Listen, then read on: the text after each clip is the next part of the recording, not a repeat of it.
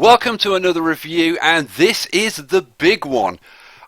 I'm sure that you, like me, were starting to think that this would never happen, but they are finally here. One-way streets, roundabouts, on-ramps, off-ramps, you name it, every road type you can imagine. There are lots of them in here. It's all very complicated, and we're going to get into the whole thing. This is Xoxide's new mod, which is called Uni-Directional Networks. Bit of a mouthful. I think he's been taking lessons from Maxis Guillaume, but hey, never mind. This mod is very, very, very impressive, guys. It is a bit of a pain to work with, as you'll see when we get into this, but just the fact that he's been able to do this is unbelievable. Now, there are a lot of people who've put effort into this, including Maxis, who've made changes to the fundamentals of the game, and that was what a large part of update 10.1 was all about. But you can't take anything away from Xoxide. This mod is exceptional.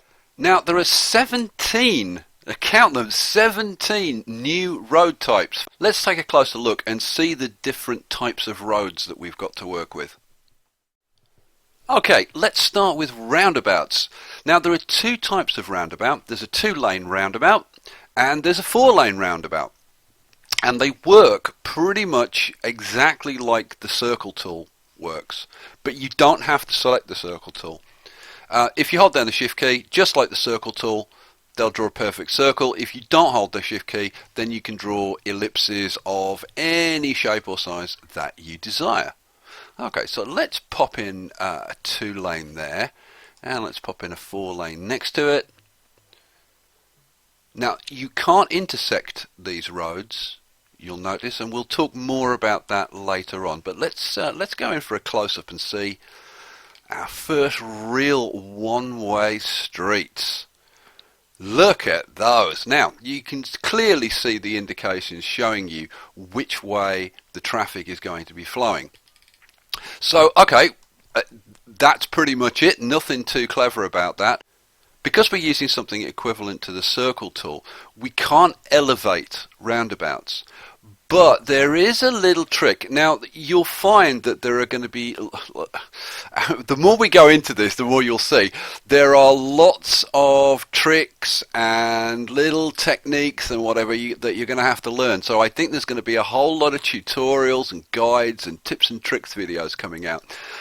Now, for example, if I wanted an elevated, let's say a 2-lane roundabout, if I take a 2-lane elevated freeway, we'll talk more about this later, and draw it round so that it becomes a circle, you can then raise these to become elevated roundabouts.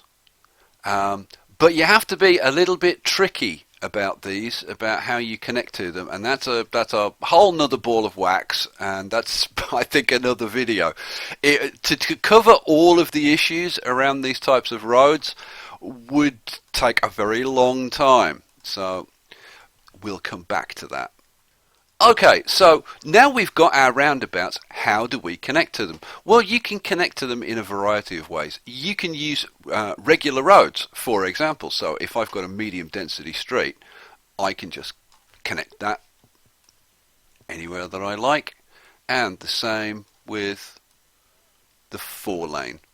Okay, or I can connect to them using the one-way streets. And I can have them utilizing one way. So here with a 2-way street, traffic can obviously get on and off onto the same street. Here the traffic can only get on. Here the traffic can only get off the roundabout. This all, trust me guys, this all gets very complicated. And you wait till we get to the freeways, it gets even worse. Now, of all the new road types, there are only 3 that you can actually zone or plot buildings onto, and these are simply called one-way streets. And there are 3. There's a low density, a medium density, and wait for it, yes, it's a high density one-way street.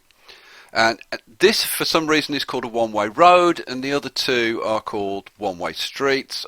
Xoxide, if you're watching this, change it to high density one-way street, will you? For goodness sake, let's have some consistency. Now, these are the simplest of all of the roads, and I think it's about time we saw these in action. So let's lay down a little road system, and you can actually see how this affects the traffic.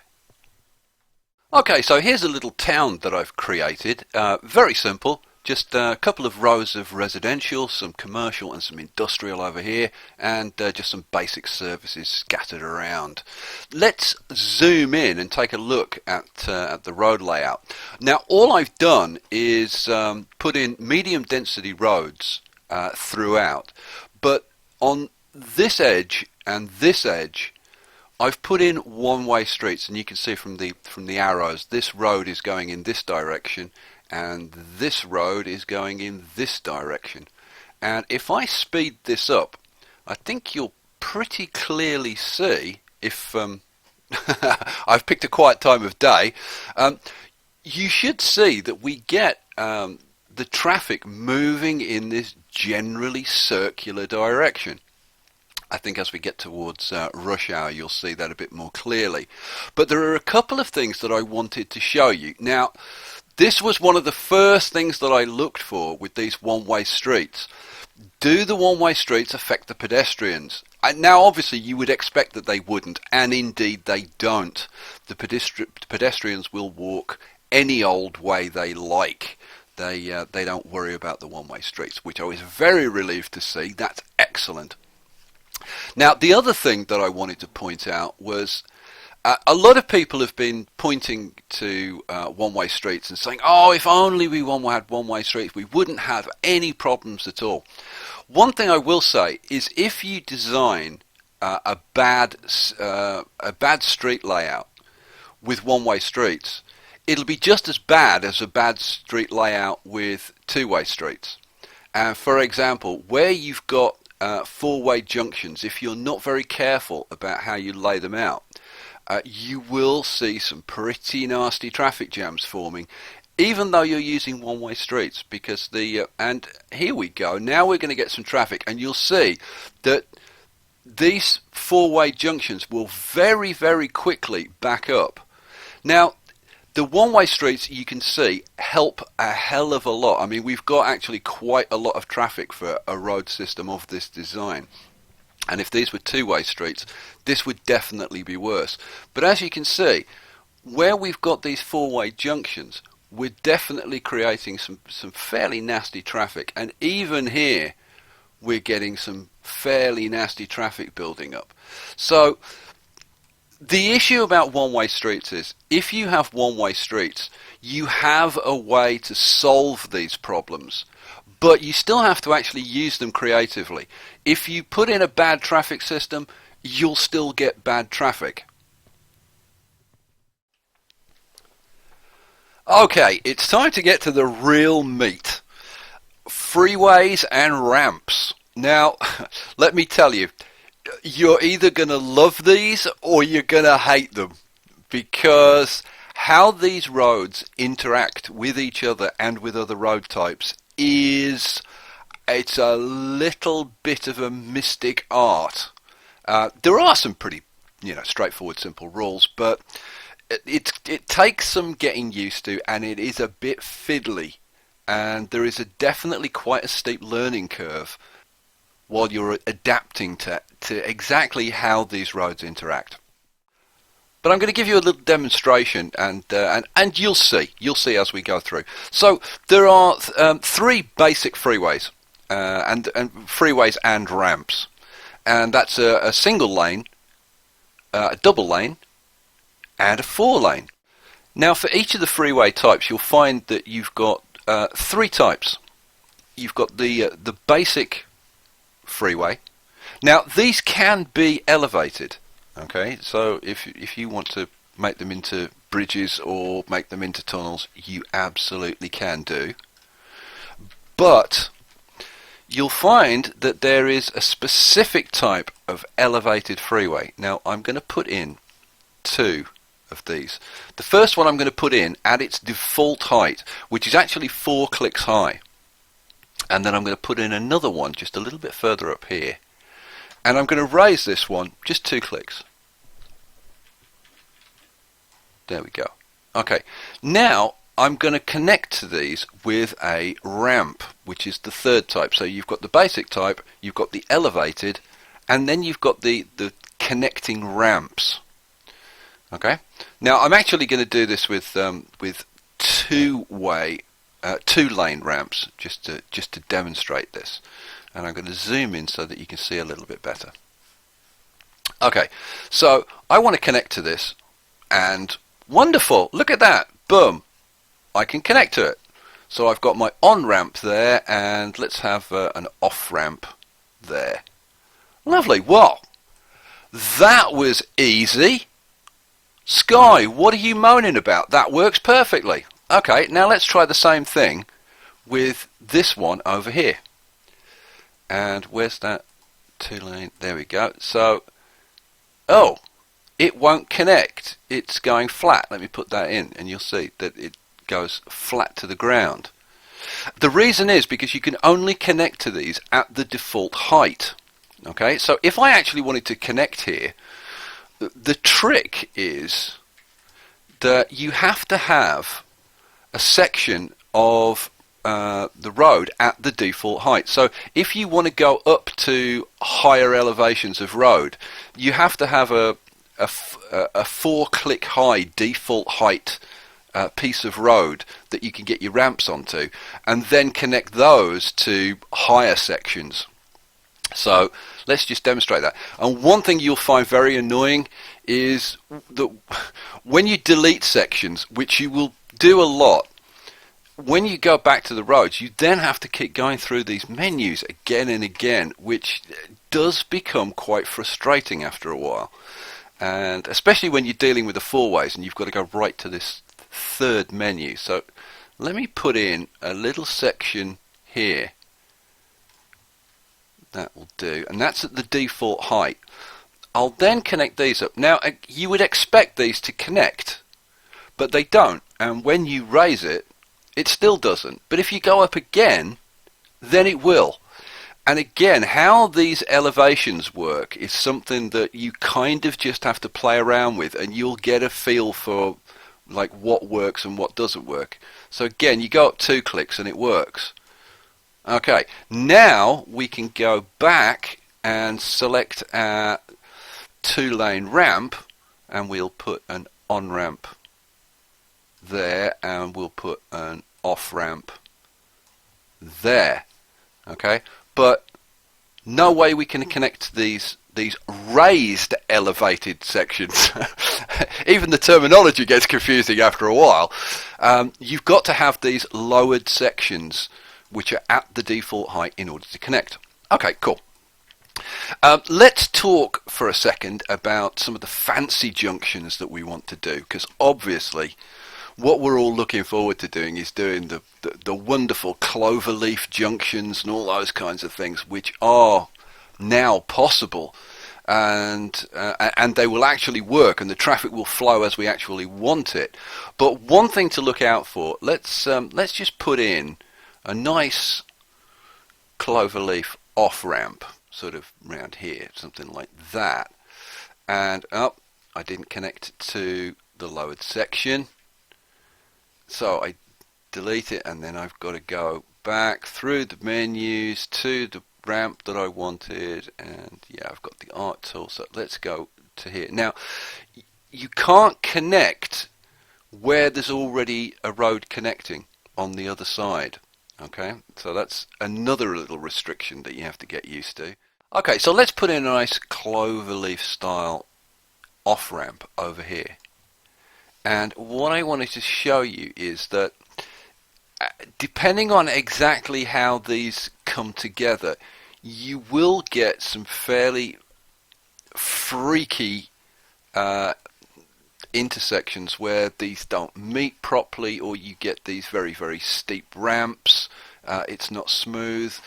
And you'll notice that you've got a pavement here and they don't form proper junctions. So there are certain things that you'll find are a bit of a botch. And I'll talk more about that when I do the sort of the final roundup. Now, one other thing is how other roads intersect with these roads. So let's just take an ordinary road. Let's take a medium density street. Now, if I want to connect to a medium density street through here, I can't connect to this road at all. Now, I can bridge over it and I can tunnel under it. Okay, so, but I can't connect to it. I have to use ramps to connect to that. Now, this over here, I should be able to just run a road under here. And indeed, I can. Excellent. And the same with this one. Yeah, no problem. I can run a road under there. Okay, now let's take one of the newer roads and let's take just a 4-lane freeway. But if I want to run a 4-lane freeway under there, I can't. And the only way you can do it is to actually get it to tunnel. And then it will go, okay, yeah, I'll let you do that. And again, this is something else that you're going to have to get familiar with. And like I said, there's quite a learning curve as to what will work and what won't work and how you work around getting these roads to all interact with each other. Okay, I think that's probably enough. I think you get the idea with these. Okay, it's time for Jamie Lee to cast her verdict on this mod. Now, is this mod perfect? You would have to say categorically no. It is a little bit fiddly and there are things that kind of don't work exactly perfectly, and some of the interactions is a bit frustrating and you can complain about the UI. But, and this is like a massive, massive but, and I've kind of wrestled with this. And the but just has to win. The but is, this mod takes us into a completely new era for the game.